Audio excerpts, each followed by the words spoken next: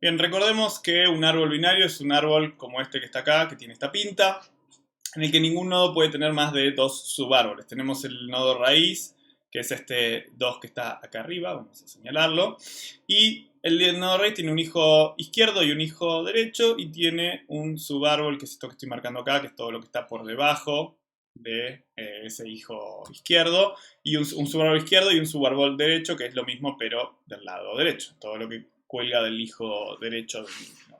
Recuerden también que si yo, por ejemplo, me paro acá, también puedo llamar a esto que está en este lado subárbol izquierdo y a esto que está aquí subárbol derecho. Bueno, ¿cómo sería representar con esta estructura de árbol binario un diccionario o conjuntos? Bueno, para poder comparar esto, ponerlo en perspectiva respecto a las estructuras que vieron con Esteban hace un ratito, vamos a comparar los mismos aspectos, es decir, vamos a mirar cuál es la complejidad de las mismas operaciones y ver si hay alguna ventaja o no hay ninguna ventaja. Bien, el costo primero de definir el árbol vacío o de de obtener un nuevo árbol, básicamente simplemente es definir el árbol y setearlo en nil. En este caso, entonces, podemos estar bastante seguros de que lo podemos hacer en un tiempo constante, no depende de la cantidad de elementos que tenga mi árbol, porque recién lo estoy inicializando. A diferencia de, recuerden que a veces, si yo, por ejemplo, tengo una estructura como la del arreglo de booleano, sí voy a tener que inicializar absolutamente todos los elementos de mi dominio, y eso levanta acá mucho el costo. En este caso, simplemente el árbol vacío es un, bueno, depende de la representación que elijan, es simplemente crearlo y setearlo a nil. Bien, después vamos a saltear la definición y vamos a ver la consulta o saber si un elemento está definido, que es este que está acá, y obtenerlo. Bueno, imaginen que yo tengo que buscar acá el elemento número 10. ¿Okay? Bueno, habría que escribir un algoritmo de recorrido del árbol en el que yo pueda ir, en el que yo tenga que ir visitando los elementos hasta encontrar el elemento que quiero. Fíjense, ¿cuál les parece que sería el costo de encontrar este elemento? En el peor de los casos, voy a tener que haber visitado absolutamente todos los nodos. Fíjense, un algoritmo posible sería, bueno, empiezo por la raíz, es igual a 10, no es igual a 10, bueno, lo busco en el hijo izquierdo y después lo busco en el hijo derecho. Empezamos por el hijo izquierdo, ¿es el 10? No, no es el 10, lo busco por el hijo izquierdo y después lo busco por el hijo derecho. Pregunto si es el 10 el hijo izquierdo, no lo es. Bueno, ahora pregunto por el hijo derecho, el 5. ¿Es el 10? No es el 10. Bueno, así voy preguntando. Como no tengo ninguna estructura que me ordene esto, no tengo un ordenamiento dado a priori, tengo que preguntar en el peor caso por todos los elementos hasta encontrar. Así que para la definición y consecuentemente para la obtención de ese elemento, voy a tener ya costos que son bastante peores, o por lo menos, sí, son bastante peores que el arreglo ordenado que habían visto. Hasta ahora la solución, si no me equivoco, vamos a mirar todas las que vieron con Esteban, sí, si no me equivoco, la solución imbatible que vieron con Esteban es el arreglo ordenado, porque puedo hacer búsqueda binaria y desde que puedo hacer búsqueda binaria, las otras estructuras parecen tener costos lineales y nada me va por debajo de esa linealidad o no me quedan sublineales los costos. Bien, imaginemos un poquito cuál sería el costo ahora de definir un elemento. Es decir, de agregar un nuevo elemento en este árbol. Voy a poner el color azul mientras ustedes piensan. O otro color, vamos a poner verde. A ver si se ve bien el verde. Más o menos, pero creo que sí. Bien, ¿qué les parece? ¿Cómo sería agregar un elemento acá? O el costo, ¿cuál sería? Bueno, básicamente el costo depende de la regla que ustedes elijan. Yo lo puedo agregar en cualquier lado, fíjense que hay muchos lugares candidatos. Siempre y cuando yo lo agregue como hoja a mi árbol, tengo muchos lugares de donde yo puedo agregar hojas a este árbol. Una regla podría ser que lo agrego siempre al final en el último hueco posible o en el último agujero posible que me queda para un nivel de ese árbol. Eso sería un árbol que se llama completo. Es decir, yo no voy a inaugurar este nuevo nivel del árbol hasta no tener completo el nivel o árbol. Este es el nivel H, el nivel H-1. Tengo que tener completo este. Así que si viene un nuevo elemento, lo voy a agregar ahí.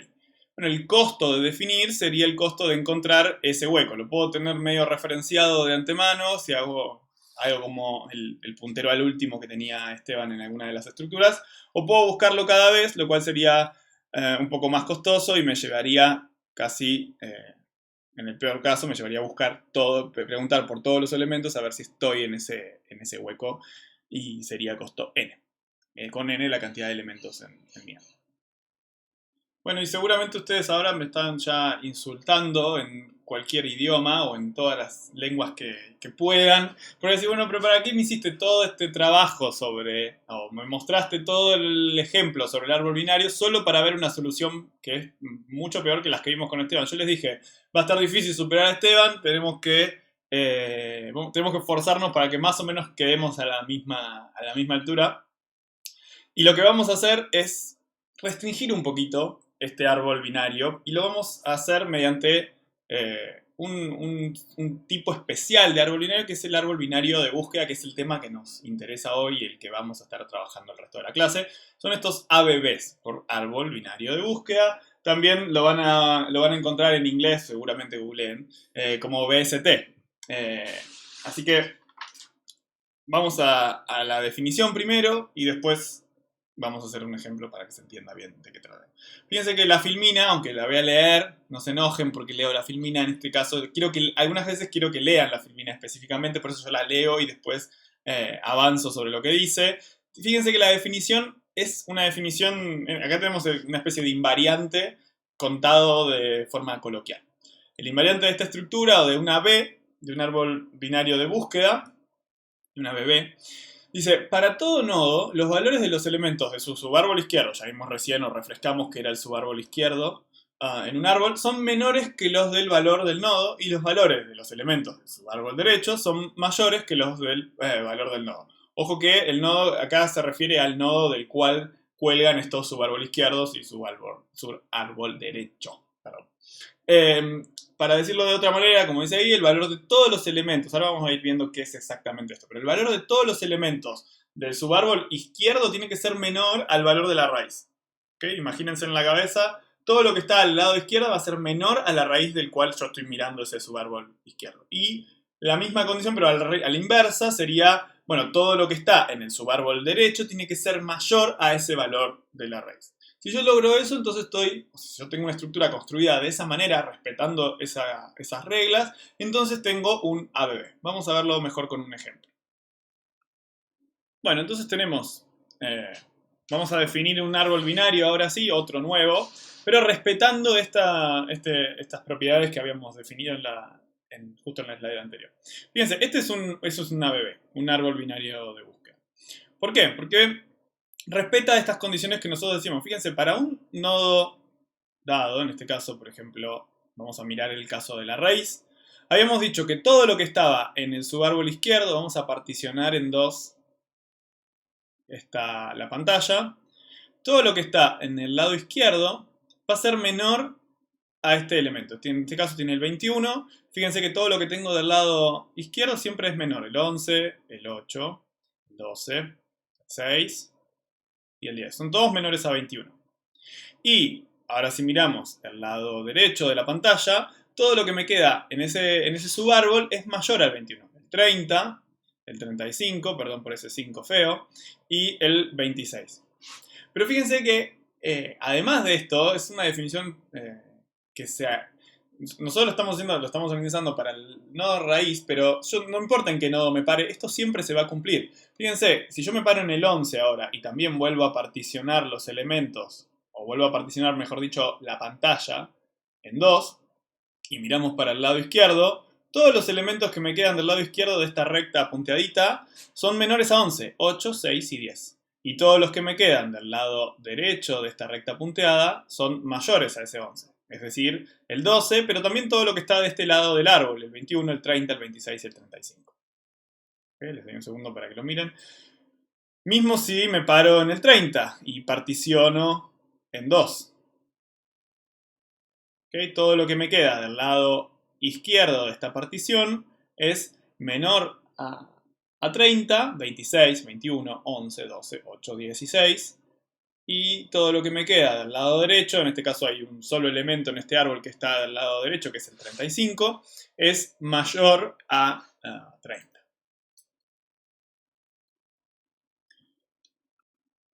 Bien, vamos a ver un ejemplo más, o vamos a seguir viendo ejemplos, en realidad no es el último.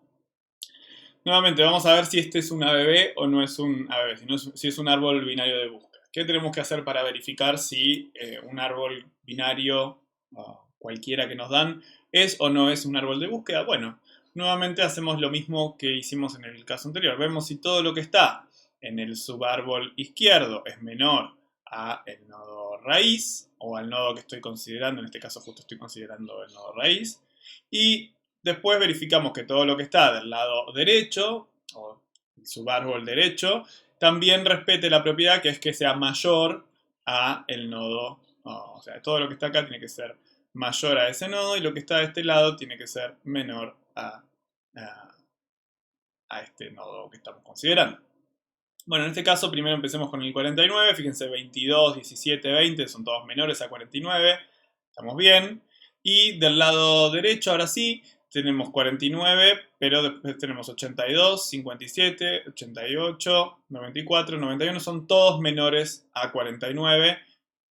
En principio está bien, pero no basta con mirar un solo nodo. Todos tienen que cumplir esta propiedad, no es solamente el nodo raíz. Por eso hoy les particionaba en planos para que quede más claro. Pero fíjense, si yo ahora considero el 22, también se tiene que dar esto de que todos los que están a la izquierda son menores al 22. En este caso, 17, 20 son menores a 22, perfecto. Del lado derecho no tiene, así que en principio no tendríamos que preocuparnos, pero sí vamos a mirar qué pasa con el lado izquierdo del 17. Fíjense que 17 tampoco tiene menores, es decir, esta rama está vacía, pero sí tiene mayores, en este caso el 20. Todo esto fuimos mirando nodo por nodo y viendo, bueno, después ya 20 es hoja, así que no tenemos nada con qué compararlo. Pero fuimos mirando nodo por nodo y verificando que se cumpliera esta propiedad de que lo que está a la izquierda es menor y lo que está a la derecha es mayor. Miremos del lado derecho ahora.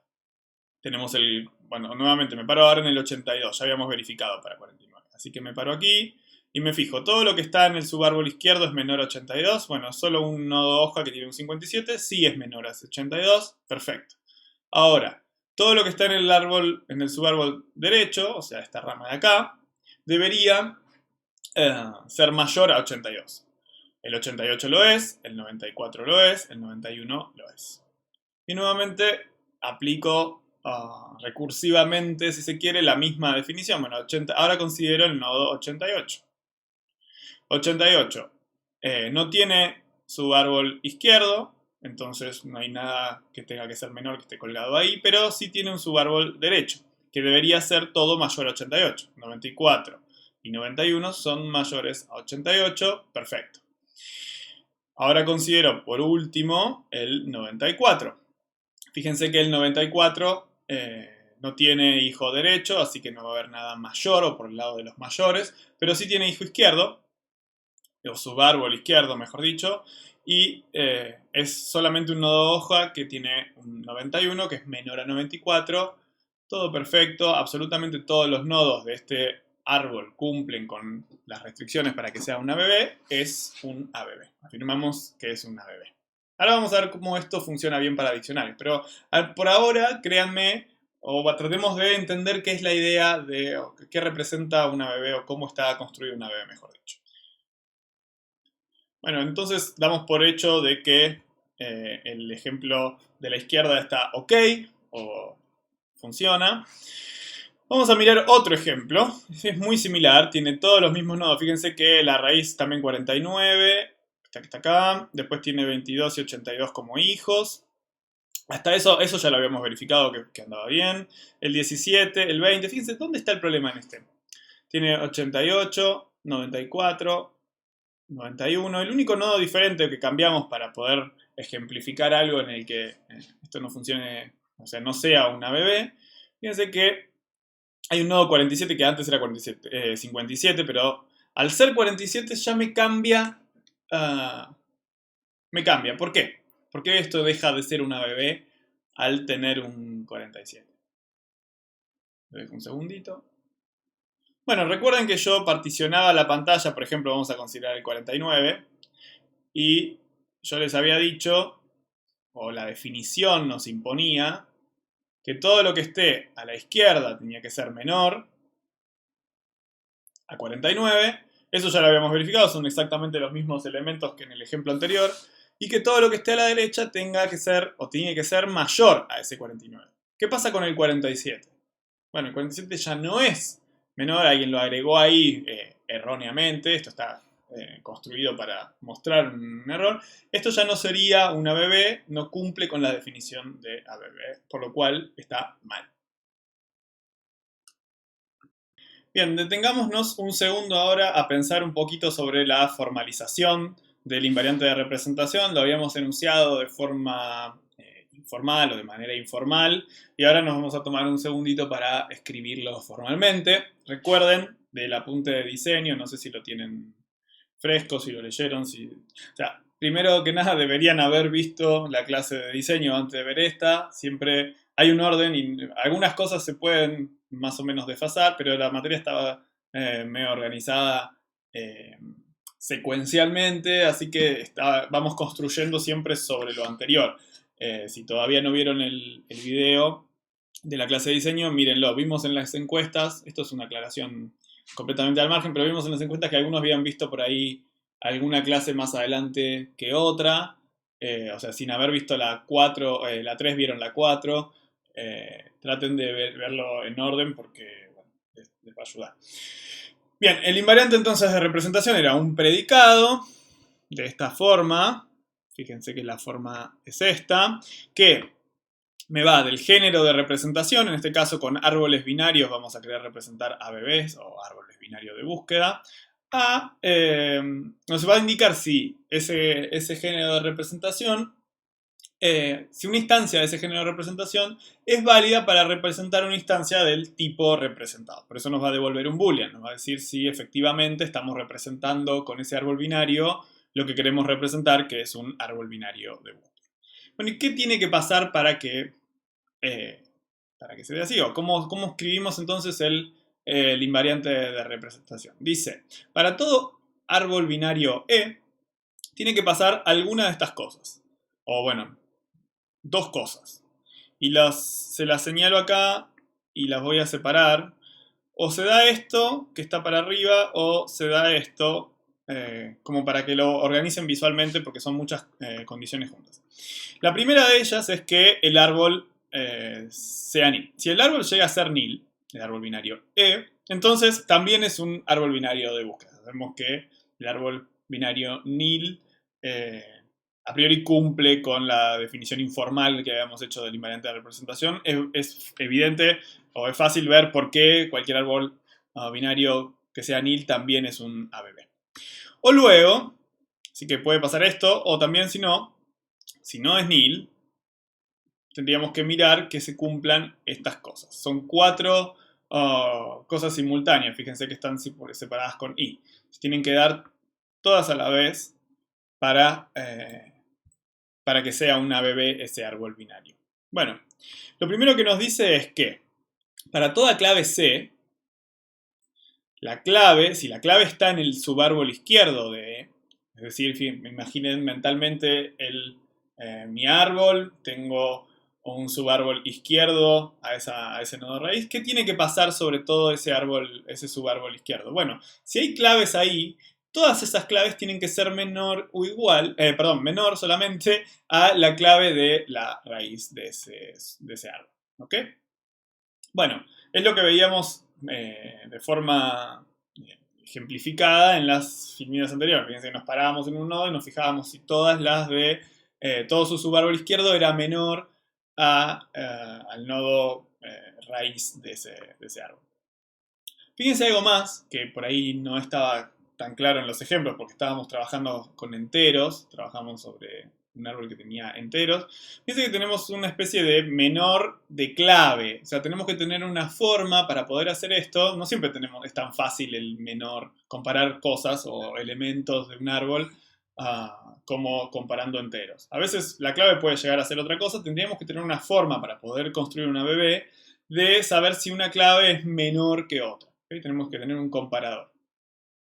Pero no basta con que todas las claves que están en el subárbol izquierdo sean menores a la clave de esa raíz, sino que también se tiene que dar lo que habíamos visto, o sea, lo que hacíamos en el ejemplo, que es lo mismo pero para el lado derecho. Es decir, para toda clave C que está en el subárbol derecho de ese árbol binario E, esas claves tienen que ser mayores que la clave de la raíz de ese árbol. ¿Okay? Pero tampoco alcanza con esas dos cosas, porque se acuerdan que nosotros mirábamos para un nodo y además lo verificábamos también para todos los otros subárboles. Entonces, por eso se agregan estas dos condiciones más al invariante de representación, que son las últimas dos. Perdón por tantas rayas, pero bueno, voy marcando, así pueden ir siguiendo la definición.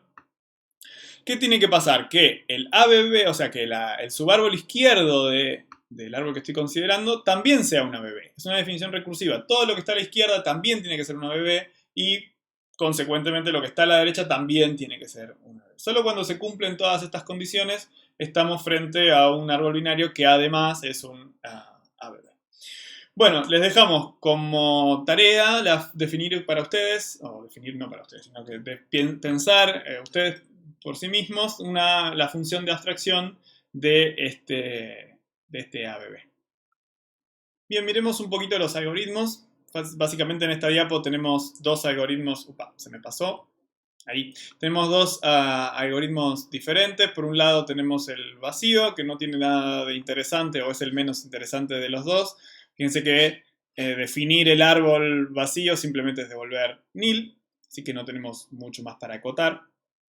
Pero por el lado del definir un elemento en este árbol, sí hay un poco más de complejidad para este algoritmo. Miremos primero el encabezado. Definir recibe una serie de parámetros. También recuerden que como estamos usando ABBs para diccionarios, vamos a tener una clave, un significado, que es lo que queremos definir en ese ABB, y el árbol en el cual queremos definir. Bien. Luego tenemos, el algoritmo distingue dos casos. Por un lado, si el árbol es nil, lo que hace es construir o devolver el árbol binario con nil en cada una de sus dos subárboles izquierdo y derecho. Fíjense si lo pensamos como la estructura que veníamos usando hoy. Tenemos un nodo clave significado y en este caso, bueno, en realidad hoy dibujábamos el punterito si teníamos nodo. Acá imaginen que lo estoy dibujando, pero en realidad es para hacer referencia a que no hay nada en ese caso. Ahora, el caso contrario es que esto no se dé así y acá sí haya un subárbol. Vamos ahora a la rama del else. Un subárbol izquierdo y un subárbol derecho. Recuerden que con Esteban dibujábamos los subárboles o los árboles como triangulitos. ¿Okay? Y acá, en realidad, no tengo estos que estoy agregando, sino que ya existen un par RC, RS. ¿Okay? Tengo ya una clave significado con sus respectivos subárboles. Bueno, en ese caso, entonces, lo que hacemos es comparar nuestra clave C, o la que queremos definir, con lo que ya está definido en este nodo que estamos analizando, que le pusimos el nombre RC, o sea, este valor de acá. Es similar al procedimiento que hacíamos anteriormente para verificar. Si teníamos que insertarlo por el lado izquierdo o por el lado derecho, verificamos si la clave C es menor y en el caso de que sea menor, devolvemos el árbol binario que resulte de definir en el subárbol izquierdo esta clave C con este significado S en el árbol. Fíjense que ahora ya no le damos A, sino que le damos el subárbol izquierdo, este triangulito de acá, para que se pueda aplicar recursivamente esta definición de definir. Y este resto, o sea, el nodo actual y el subárbol derecho quedan sin cambios. Ahora, si C resultaba ser mayor o no resultaba ser menor a RC, entonces se daba esto de aquí abajo, devolvíamos el árbol izquierdo y el nodo RC, RS intacto y definíamos sobre el subárbol derecho la clave C y el significado S sería definirlo por acá. Ahora vamos a ver un ejemplo un poco más claro en la siguiente diapo para que les quede claro o puedan entender cómo hacer esto, pero bien algorítmicamente. Fíjense que básicamente son dos cosas: es buscar al padre del nodo insertar y insertarlo, perdón, como hijo de ese padre. Miremos un ejemplo, como les prometí recién, de ir definiendo elementos. Omitimos acá los significados, tenemos las claves, tenemos que agregar estos elementos uno por uno en este orden. ¿Okay? Bueno, llega el 49, es el primero de los que tengo aquí. Como tengo mi árbol nil, no tengo ningún elemento en ese árbol, lo primero que hago es crear el primer nodo de mi árbol. ¿Okay? Creo que voy a omitir los circulitos para que no me queden hechos un desastre. Solo voy a dibujar sobre el primero. Bueno, ahora después de este viene el 21. Nos paramos en el 49. Decimos 21 es menor o es mayor a 49. ¿Qué les parece? Bueno, si es menor, entonces voy por la izquierda. Como el subárbol izquierdo es nil, simplemente me limito a agregar ese nodo a mi árbol binario de búsqueda. Luego me viene el 52. Bien, pregunto, ¿52 es mayor o menor a 49? Si fuese menor, iría de este lado, pero como es mayor, va al lado derecho. O sea, si fuese menor, iría del lado izquierdo. Me olvido que ustedes no ven el cursor, perdón. Del lado izquierdo me quedan los menores a 49, 52 es mayor, así que lo agrego en este lado. ¿Okay? Viene el 56. 56 es mayor o menor a 49.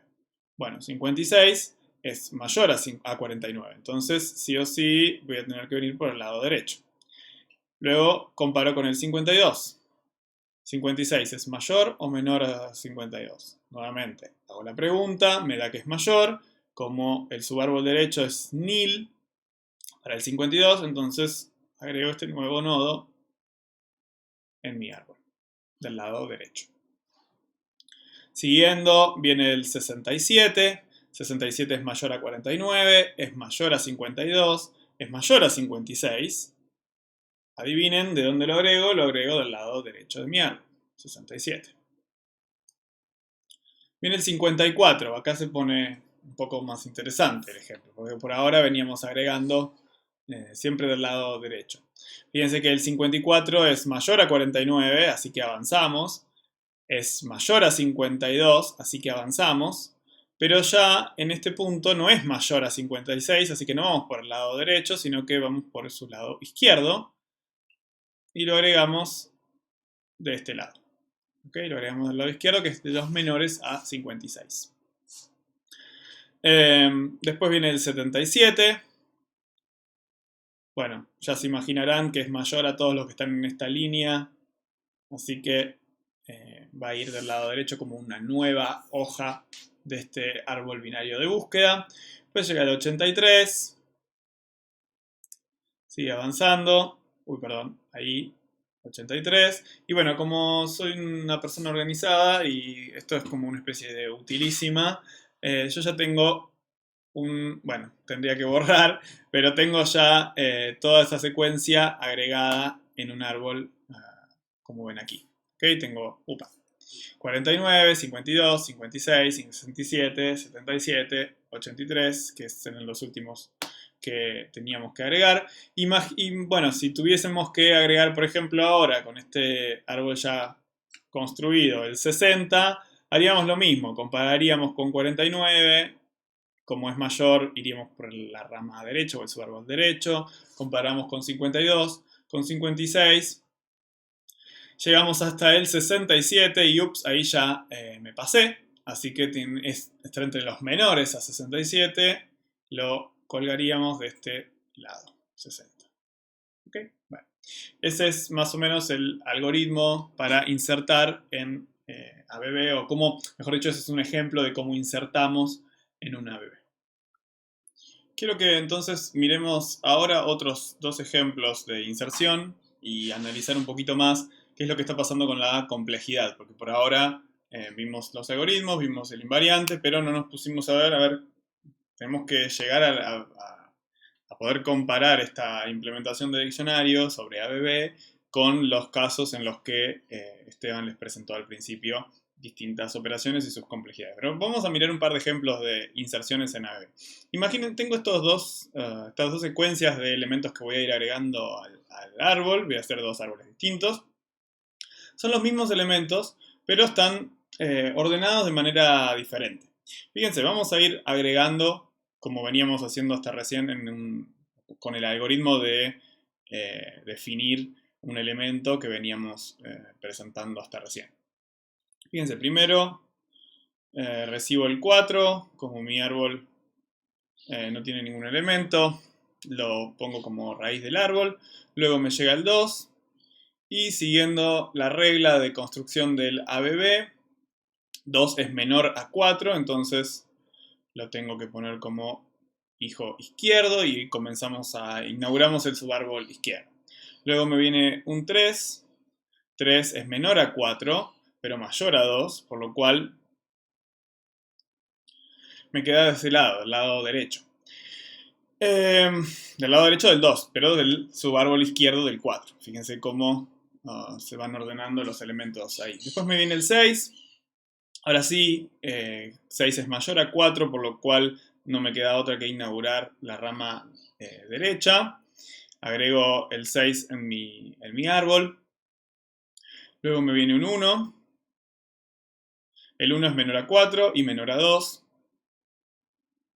Me queda más o menos por ahí. Después me viene un 5. 5 es mayor a 4, pero menor a 6. Así que me queda por acá. ¿Okay? Finalmente, bueno, vamos a hacer una pausa. Después agrego el 7.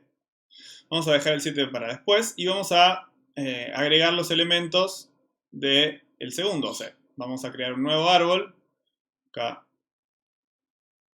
hago como una división. Bueno, me llega el 1. Nuevamente estoy como en el 4 del caso anterior. Lo agrego a mi árbol. Luego lo agrego como raíz, perdón. Luego me llega el 2. El 2 es mayor al 1. Entonces inauguro el subárbol derecho. Y cuelgo el 2 como hijo derecho del 1. Bueno, luego me viene el 3. Es mayor a 1. Es mayor a 2. Así que va en el subárbol derecho de 2. Llega el 4. Nuevamente es mayor a 1, es mayor a 2, es mayor a 3. Bueno, ya van viendo cuál es la tendencia. Cada vez que voy a agregar un número y está ordenado en esta secuencia, me va a ir quedando siempre del lado derecho del árbol. Prácticamente, en vez de hacer un árbol, esto se parece... ¿A qué se parece? Mientras escribo, piensen a qué se parece. Tengo el 6. Se parece parece una lista enlazada. Fíjense que no estoy aprovechando toda la potencialidad de mi árbol. Simplemente, como siempre es mayor lo que va llegando en la secuencia, lo voy agregando en el subárbol derecho. Bueno, fíjense que ahora, si yo tuviese que agregar el 7, a pesar de que ambos árboles tienen la misma cantidad de elementos, agregar el 7 en este subárbol de aquí implica dos operaciones, comparar y después agregar ese elemento. O sea, comparo con el 4, comparo con el 6 y finalmente agrego el 7 en mi árbol. Tienen dos operaciones. En cambio, agregar el 7 en este árbol extremo de aquí implica comparar con el 1, comparar con el 2, comparar con el 3, comparar con el 4, el 5, el 6 y finalmente poder agregarlo. ¿Okay? Hice 6 comparaciones antes. Fíjense que el costo, entonces, piensen un poquito en qué me estaría afectando o de qué dependería, mejor dicho, el costo de agregar en este tipo de árboles ABB. Dejo un segundo antes de cambiar de filmina para que aparezca la respuesta. Bueno, ahí me moví un poquito, me di cuenta que estaba tapando los números con la cámara, así que moví los árboles y moví la cámara.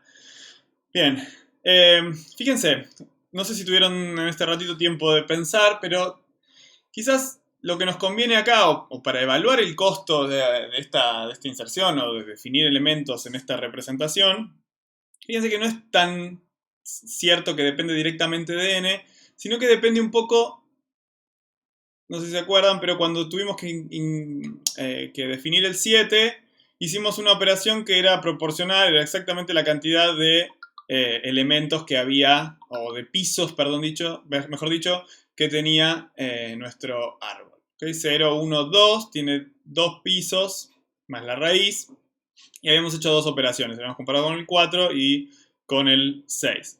Vamos a referirnos a la altura o a la profundidad de un árbol con esta letra H.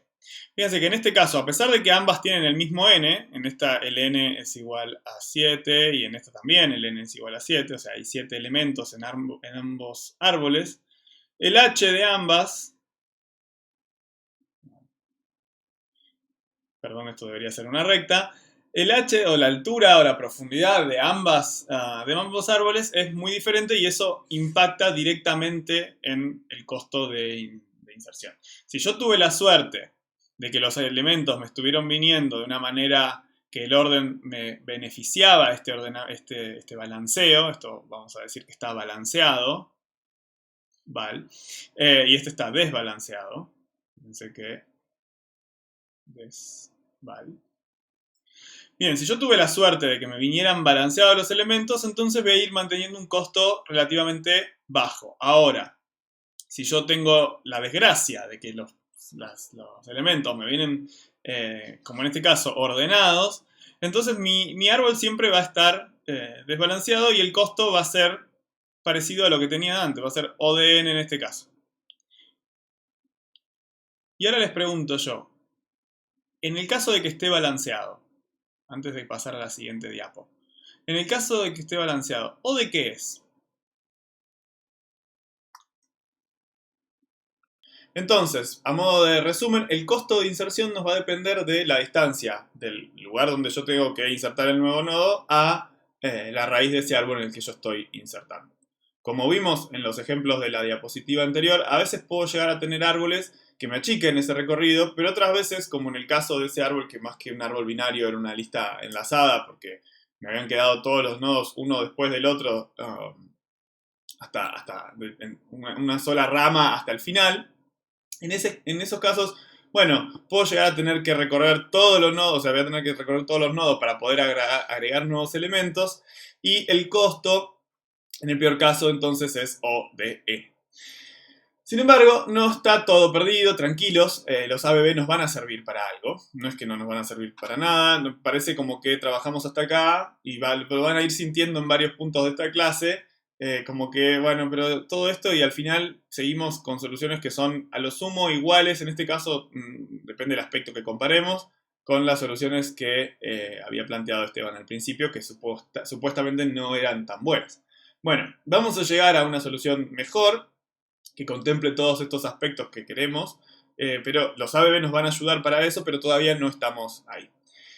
Un segundo ejercicio que podemos hacer mentalmente es suponer que las claves que nos van llegando, ¿qué pasaría si las claves que nos van llegando están distribuidas uniformemente? Es decir, que cuando me llega un nuevo elemento con una nueva clave, la probabilidad de que el elemento sea menor que la raíz es 0,5 y la probabilidad de que sea mayor que la raíz también es 0,5.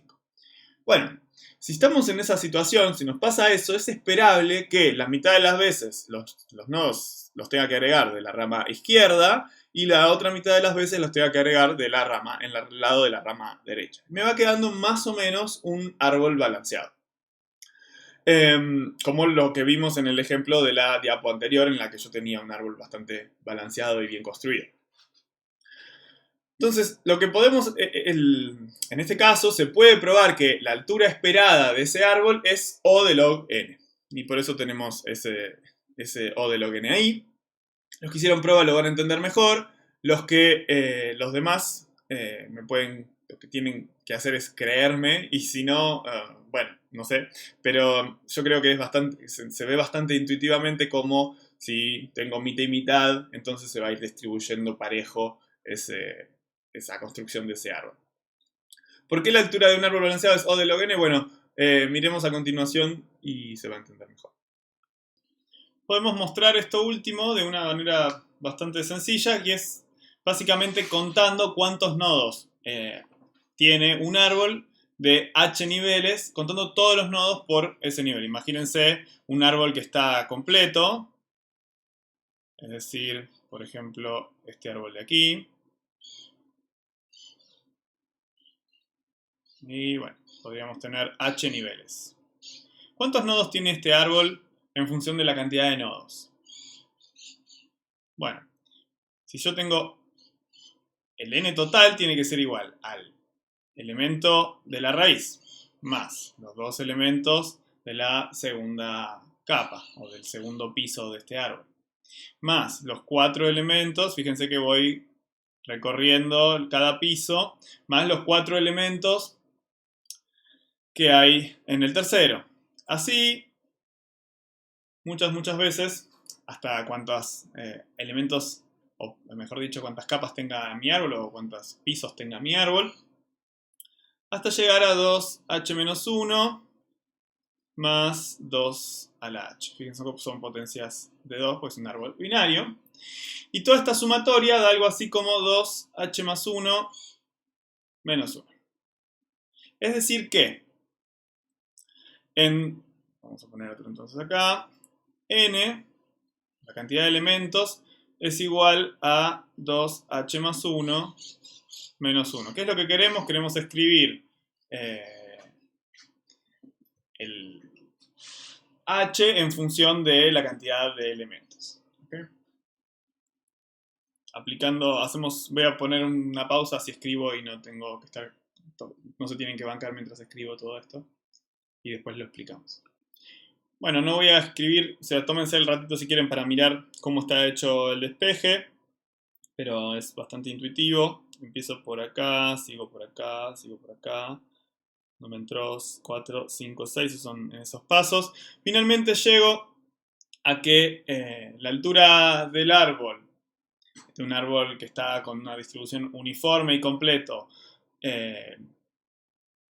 expresada en términos de la cantidad de elementos n que tiene ese árbol, o de nodos, es esto, es log en base 2 de n más 1 menos 1. Que todo esto lo podemos meter adentro de una gran bolsa y entonces decir que es O de log n. Acuérdense que lo estamos acotando por encima. Una cosa que no dije y que está bueno verlo acá porque surgió en las preguntas de la clase anterior, es que fíjense cómo usamos la notación O, que es para cotas superiores, para acotar dos tiempos distintos. El tiempo del peor caso, ¿ok? En el caso en el que teníamos un árbol completamente desbalanceado, pero también lo estamos usando para acotar el tiempo de un caso promedio. Sabemos entonces que el caso promedio no va a estar nunca, o no va a costar nunca por encima que log n, por esto que calculamos recién de la cantidad de niveles que tiene mi árbol binario. Miremos ahora por último un algoritmo más, que es el algoritmo de borrado sobre la ABB. Tengan en cuenta que vamos a estar, como dice acá, vamos a estar mirando la idea y a ver un ejemplo o dos ejemplos, pero no vamos a hacer la formalización la pueden desarrollar ustedes luego. Fíjense que el borrar, ahora sí, tiene un elemento u que recibe, que es el que quiero borrar, y el árbol o el ABB sobre el cual quiero borrar. ¿Okay? Y el algoritmo vamos a ir viendo que distingue tres casos distintos.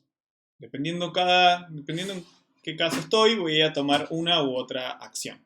Si U es hoja, quiere decir que U no tiene hijos. Es decir, U está en el árbol, en un nodo, que bueno, o está apuntado por el lado derecho o está apuntado por el lado izquierdo. Pero lo importante es que acá no hay nada. ¿Okay? Sus punteros a estos son nil. Sus punteros a los subárboles son nil. Voy a poner nil, nil. Ahí. Bien, el siguiente caso que distingue el algoritmo es que U, o el nodo que contiene ese elemento, tiene un solo hijo. Nuevamente, si yo tengo mi nodo U, puedo tener un hijo a la izquierda o U puede tener un hijo a la derecha. Y el algoritmo va a tomar esto como un caso distinto al anterior. Y por último, vamos a analizar el caso en el que U tiene ambos hijos, o ambos subárboles, H y HD, izquierda y derecha. Vamos a ir viendo cada uno de estos con un ejemplo. En primer lugar tenemos el borrar una hoja, es el caso más fácil como se imaginarán. ¿Por qué? Porque borrar una hoja no tiene ninguna complejidad, porque nada depende de ese nodo. Eliminar ese nodo no me desconecta una parte del árbol, entonces lo puedo sacar con seguridad. ¿En qué consiste borrar una hoja? Bueno, primero en buscar al padre del cual esta hoja cuelga y en segundo lugar eliminarla. ¿Okay? Son dos pasos sencillos. Si viéramos en un ejemplo, por ejemplo, tenemos que eliminar en este caso el nodo que contiene el elemento 83. El algoritmo consiste en buscarlo, es decir, nuevamente preguntamos, ¿49 es mayor a 83 o menor? Es menor, entonces está el elemento seguramente sobre la rama de la derecha. La misma pregunta sobre el 52 me resulta en que también tengo que buscar por la derecha, sobre el 56 lo mismo, sobre el 67 también es mayor, así que sigo por la derecha. Al 77 le pido los hijos, comparo y me doy cuenta de que soy el padre. El 77, el elemento en el que estoy ahora evaluando el algoritmo, es el padre del nodo que estoy buscando. Además sé que el 83 es hoja porque al ver sus subárboles izquierdo y derecho, ambos son nil, no tiene ningún subárbol. Entonces, lo único que tengo que hacer es, como muestra la tijerita acá, directamente cortarlo. Elimino ese nodo y ya estoy. No mencioné nada sobre la complejidad, pero se imaginarán que la complejidad de esto es justamente la complejidad de una búsqueda, porque lo único que estoy haciendo es buscar al padre, y luego eliminar una hoja tiene un costo constante, así que la complejidad de este borrado para el caso de la hoja es el mismo que el de la búsqueda. Bien, veamos ahora el caso 2, que es cuando tengo un nodo, quiero borrar un nodo U, que está acá. Vamos a ver si no se me pasan las líneas antes de tiempo. Es este que está acá, U. Y tiene un solo hijo, B. ¿Ok? Bien. Este caso es el segundo caso. Una cosa que quiero dejar clara es que cuando yo estoy haciendo esto, estoy discriminando por casos, son cosas que yo no sé a priori, ¿no? Yo tengo que buscar un elemento en un árbol. A priori yo no sé si ese elemento va a estar inserto en ese árbol como hoja o va a tener un solo subárbol, va a tener los dos subárboles. Bueno, eso no lo sé hasta que yo no lo encuentro. Por eso siempre todos estos pasos arrancan con una primera parte en la que buscamos el padre del elemento para poder empezar a operar sobre él. ¿Okay? Una vez que tenemos el padre, tenemos el propio elemento. Primero hay que encontrar U. Y conseguimos el padre, tenemos su padre y a U le podemos preguntar si tiene o no tiene los subárboles como para saber en qué caso estamos de la operación de borrado. Bueno, hecha la aclaración, fíjense que preguntamos si existe el padre, y ahora esto lo dejo como un paréntesis, que vamos a ver qué pasa si no existe, y no está escrito en la filmina, pero si existiese ese padre, entonces hay que reemplazar la conexión que viene entre el padre W y el nodo que yo quiero borrar con la conexión del padre, con una nueva conexión que es entre el padre de U y B, que es el hijo que se desprende de ese nodo U que yo quiero borrar, pero no quiero perder al hijo. ¿Okay? Vamos a mirarlo en un dibujito, que es el que está acá, que es mucho más sencillo de entender. Fíjense, tengo U, que es el nodo que yo quiero borrar y que estoy pintando ahí. Tengo su padre, W. Y tengo B, que es el nodo hijo. Acordémonos que estamos en el caso en que tenemos un solo nodo hijo. Es este que está acá. Y que puede o no puede, pero en este caso puede tener un subárbol de un tamaño dado. No importa. Lo importante es que solamente tenga un solo hijo U. Bueno, lo que va a hacer el algoritmo es directamente eliminar U o prescindimos de él y generar una nueva conexión entre el nodo padre y este subárbol que se desprende del hijo B. ¿Okay? Bueno, ¿Por qué podemos hacer esto tan fácilmente? Acuérdense que una de las primeras cosas que vimos o que hicimos conmigo hace, parece ya 10 días, pero fue un par de segmentos de video anteriores, habíamos empezado a particionar de alguna manera el plano. Yo les decía, bueno, imagínense que parten la pantalla y bueno, todo lo que está a la izquierda va a ser, a la izquierda de un cierto nodo, pero en este caso W, va a ser menor a ese nodo y todo lo que está a la derecha va a ser mayor. ¿Ok? Bueno, podemos colgar tan fácilmente todo este subárbol porque ya estaba del lado izquierdo del nodo W, así que estamos seguros de que todos los elementos que están en este subárbol van a seguir siendo menores a lo que está en W. Bueno, tenemos un caso, el caso espejo, si lo quieren ver así, cuando U cuelga sobre o sea, U es hijo derecho de el padre W y tiene como hijo izquierdo el subárbol B.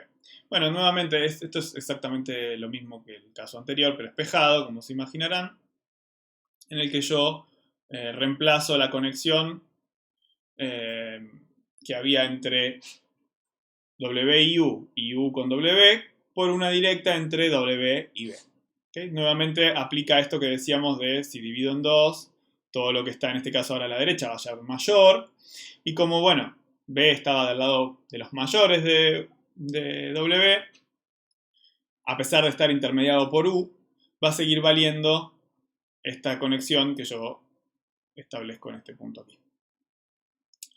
Bien, fíjense que hay una aclaración que dice si existe W. ¿Qué pasaría si no existe? Bueno, ¿qué pasa cuando no existe el padre de un nodo que yo estoy seguro que existe en el árbol? Bueno, cuando no existe el padre de W, el padre W, perdón, es que mi nodo U de búsqueda es la raíz de ese árbol.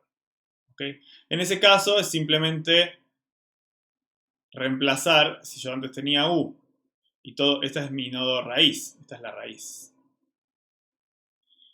No tengo flecha de entrada, perdón. Y todo el resto del árbol está o a la izquierda o a la derecha, pero solamente tengo una rama hija o la derecha o la izquierda completa. Lo único que tengo que hacer es eliminar esa raíz y asignar como nueva raíz de mi árbol al nodo B. ¿Okay? Por eso pregunta si existe W.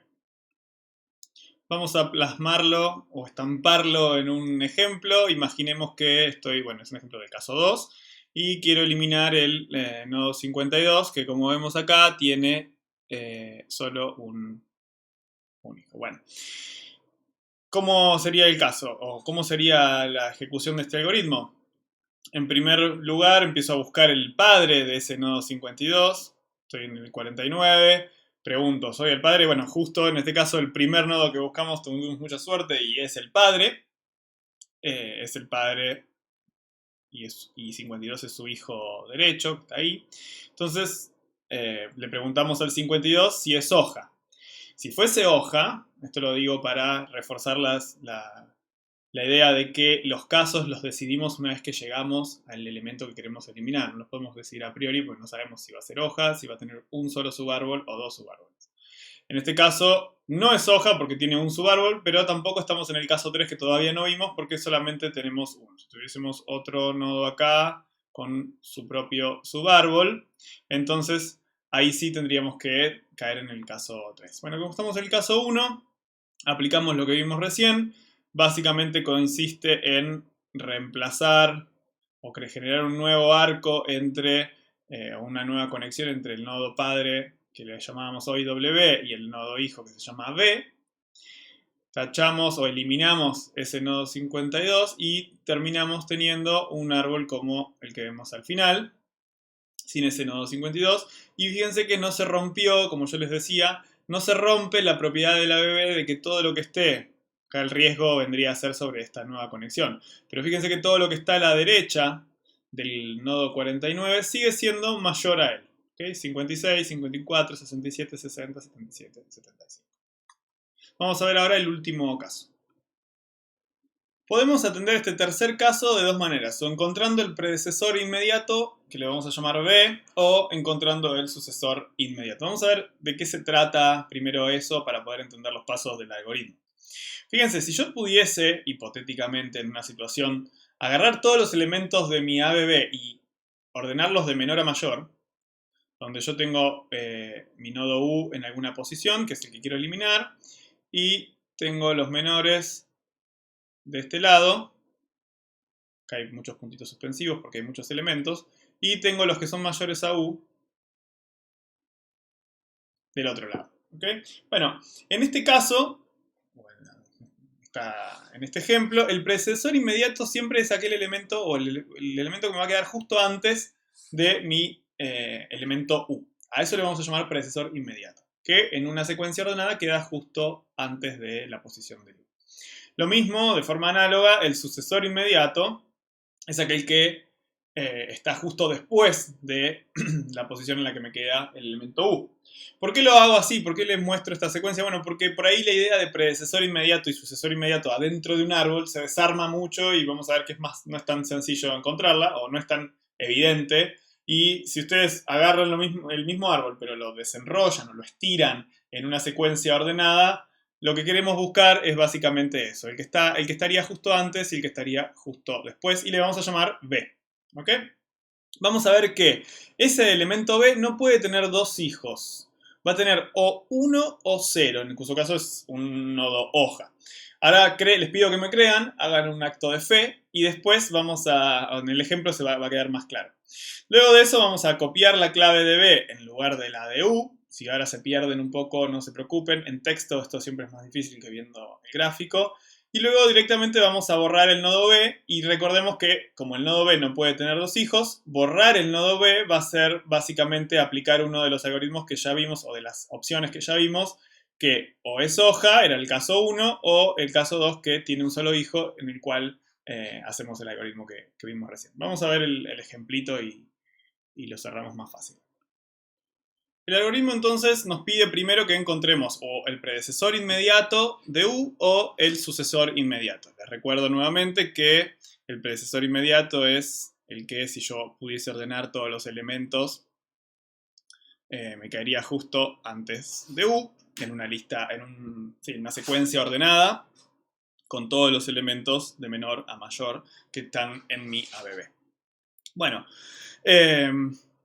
me pide que encuentre eso. ¿Qué significa encontrar ese predecesor inmediato o el sucesor inmediato? Vamos a trabajar sobre el predecesor inmediato en este ejemplo. Les quedará para ustedes para desarrollar tranquilos cómo sería lo mismo, pero en el caso espejo, buscando el sucesor inmediato. Bueno, yo doy por sentado que ya encontré mi nodo U, que es el que quiero eliminar. Ya sé que no tiene 0, o sea, no es hoja, entonces no es el caso 1. No tiene un solo subárbol o un solo hijo, así que tampoco estoy en el caso 2. Estoy lamentablemente en el caso 3, en el que tengo que hacer un poco más de trabajo para poder borrar este nodo U, porque tengo que decidir a ver cómo voy a reacomodar estos dos bracitos. Perdón por lo de decir bracitos, estos dos hijos, los dos hijos de U. Bueno, ¿dónde lo busco al predecesor de I? Primer punto, lo busco entre los que están en el brazo o en la rama del subárbol izquierdo, o son los que están en la rama derecha. Dejo un segundo para que lo piensen mentalmente. Bueno, se darán cuenta que como es el predecesor, tiene que estar entre los menores de este elemento, del elemento U. Entonces lo tengo que buscar por el subárbol izquierdo, que serían todos estos que estoy marcando en este lugar. En algún lugar de estos, en alguno de estos nodos, está mi predecesor de U, o el predecesor inmediato de U. ¿Y cuál de todos estos va a ser? Por definición, el predecesor inmediato tiene que ser el inmediato, justamente, o sea, es justo el que está antes. No puede haber otro en el medio entre estos dos. Es el inmediato. Bueno, el único elemento que va a cumplir eso en todo este gran subárbol va a ser el mayor de todos estos elementos. Porque si no fuese el mayor, entonces quiere decir que habría otro que sí es más grande y que puede entrar en este huequito entre los dos elementos. En este caso, al predecesor inmediato lo vamos a llamar B, y es este nodo que en este caso encontramos acá. Cuando yo estudiaba en la carrera, esto le decíamos, para recordarlo fácilmente, decíamos que B, al ser el mayor, era el que estaba más a la derecha en el subárbol de los que están a la izquierda, o sea, de los que están a la izquierda del U. ¿Okay? Si yo quiero encontrar el predecesor inmediato, busco el nodo más a la derecha de los de la izquierda. Se imaginarán o traten de pensar esto como sería en el caso de que yo esté buscando el sucesor inmediato. Ahí vamos a tener que buscar el menor o el más a la izquierda de los que están a la derecha. Pero eso lo dejo entre paréntesis para cuando elaboren esto solos, el caso espejo solos en su casa. ¿Por qué además, vamos a cambiar de color, por qué estamos tan seguros, y ya lo dije varias veces, lo decía el enunciado del algoritmo, por qué estamos tan seguros de que no puede haber otro, de que B no va a tener, perdón, dos hijos? Que si B es el mayor, solamente va a tener un hijo, y en ese caso, en el caso de estar buscando el predecesor inmediato, va a ser el hijo izquierdo, o no va a tener nada, o sea, va a ser hoja. También les doy un segundito para que lo elaboren. Bueno, estamos tan tranquilos de que eso va a ser así. ¿Por qué? Bueno, en este caso, fíjense, justo tengo el hijo izquierdo, así que estoy tranquilo de que todo lo que está en este subárbol es menor a B. Así que no me rompe la condición de que B es el mayor del subárbol más grande. Ahora, si tuviese un hijo derecho, como ese que estoy por empezar a dibujar acá, ¿qué significaría? Que acá hay elementos, fíjense que los que están a la derecha siempre son mayores. Y significaría que acá hay elementos que son mayores a B y rompería la condición de que B, o el supuesto de que B, o de que ya encontramos, y que B es el mayor de todos los del gran subárbol que tengo marcado con azul. Bueno, entonces sí o sí esto se va a terminar reduciendo a o tener una hoja o tener un solo hijo, y en este caso es el hijo izquierdo. Veamos cómo sigue el algoritmo. Después de esto, después de pedirnos que encontremos el predecesor inmediato, nos pide que copiemos la clave de B, y vamos a marcarla acá. Copiemos la clave de B en U. O sea, llevamos el mayor de todo. Fíjense lo que está haciendo el algoritmo. Me está encontrando el mayor de todo este subárbol y está diciendo, bueno, la nueva clave o el nuevo nodo raíz de todo este subárbol va a ser B. ¿Okay? Y aún así, a pesar de hacer eso, todavía no sabemos qué vamos a hacer con lo que antes estaba como hijo izquierdo de B, que acá la llamamos W. Fíjense que ahora al B pasar acá arriba, vamos a pasar ya a la siguiente imagen. Estoy en esta de acá. Al tener a B como nodo raíz de todo este subárbol, luego de haber eliminado U, ahora tengo que decidir qué hago con este elemento U. Y bueno, y en ese caso, entonces lo que propone el algoritmo es que apliquemos alguno de los dos casos en los que hablábamos antes. Si B fuese hoja, fíjense qué fácil, simplemente lo saco y todo mi árbol sigue ordenadito. Ahora, si B no es hoja, como es este caso, es el caso más complicado, si se quiere, para mostrar un caso más interesante del ejemplo, estamos en el caso 1 en el que tenemos un solo hijo. En ese caso, recuerden que era lo que hacíamos. Borrábamos las dos conexiones, o el hijo del padre de B, buscábamos el padre de B y reapuntábamos su hijo, en este caso es el hijo derecho, a los hijos de B, que es el nodo que estamos queriendo eliminar. Fíjense que terminamos eliminando dos nodos. A U directamente en realidad reemplazamos por la clave de B, pero a B directamente lo borramos y colgamos de su padre el subárbol que tenía como hijo ese nodo B, que le llamamos W. Y queda ordenado de esta manera. ¿Okay? Fíjense que este subárbol, este que está acá que estoy marcando, sigue teniendo todos los elementos menores a B, que era lo que queríamos que pase en un árbol ABB. ¿Por qué? Porque al borrar U, buscamos cuál es el predecesor inmediato, de ese nodo, y reemplazamos el nodo que queremos eliminar por él. Bien, una pequeña aclaración. Me gustaría que, para como tarea, piensen la variante de este algoritmo en el que en vez de buscar el predecesor inmediato, que es el, recuerdo otra vez, el que está, si hubiésemos ordenado todo justo antes, en esa secuencia ordenada, en vez de buscar ese, si quisiéramos trabajar con el sucesor inmediato. Y les tiro una pista, si tuviésemos que hacer un grafiquito igual al del árbol anterior que teníamos en el ejemplo, bueno, ahí vamos a trabajar, como estamos trabajando con el sucesor, tenemos que buscar el inmediatamente sucesor, así que vamos a ir mirando sobre el subárbol derecho, donde están los mayores a U, ¿cuál vamos a estar buscando?